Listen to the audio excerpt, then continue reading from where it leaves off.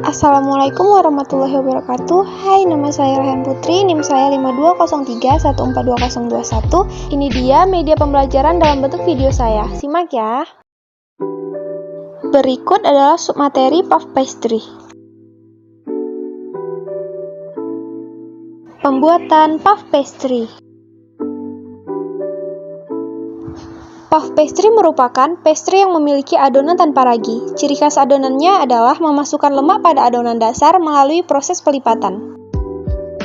Adonan puff pastry disusun oleh adonan dasar dan lemak roll-in atau pelapis karena di-roll dan dilipat berulang-ulang. Adonan puff pastry memiliki lapisan-lapisan lemak yang ketika dipanggang akan menguap dan menimbulkan efek aerasi sehingga menjadikan produk puff pastry yang berlapis-lapis, renyah, dan lembut. Kalian pasti tidak menyangka kan kalau puff pastry ini pada awalnya berawal dari coba-coba? Ingin tahu? Mari kita pastikan. Sejarah puff pastry. Puff pastry awalnya ditemukan oleh pastry cook magang asal Prancis bernama Claudius Gell tahun 1645. Pada akhir masa magangnya, ia ingin membuatkan seloyang roti lezat untuk ayahnya yang sedang sakit. Dengan mempergunakan panduan diet ayahnya yang terdiri dari air, tepung, dan butter, Claudius mengolah adonan, melipat, dan memasukkan butter ke adonan. Ia lakukan berulang-ulang hingga 10 kali, lalu memasukkan adonan ke dalam loyang. Bahan pembuatan puff pastry.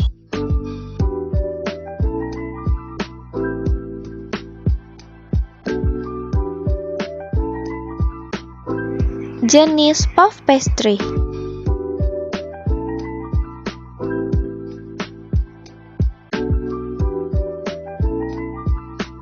Metode pembuatan puff pastry terdiri dari English method, Dutch method, French method, dan Scotch method. Metode pembuatan puff pastry yang pertama yaitu English method. Coarse-flat membentuk lapisan menutupi 2/3 permukaan adonan yang dipipihkan, kemudian dilipat menjadi 3 sebelum proses penggilasan dan pelipatan. Yang kedua ada French method. Coarse-flat membentuk lapisan diselubungi separuhnya ke dalam adonan yang dipipihkan sebelum proses penggilasan dan pelipatan.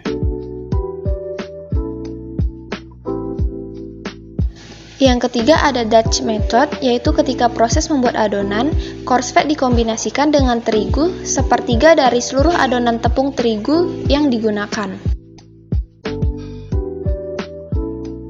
Yang terakhir ada Scotch method, di mana bahan adonan dan potongan coarse-flat berbentuk dadu dimasukkan langsung ke dalam adonan. Dalam metode ini, potongan coarse-flat tidak membentuk lapisan lemak. Metode ini juga disebut dengan quick method atau metode cepat. Berikut merupakan teknik pelipatan puff pastry, yaitu single turn dan double turn. Kegagalan dalam pembuatan puff pastry. Yang pertama, yaitu penyusutan selama pengembangan. Yang kedua, pengembangan kurang. Yang ketiga, pengembangan tidak seragam atau bentuk tidak teratur. Dan yang terakhir, lemak meleleh keluar selama pemanggangan.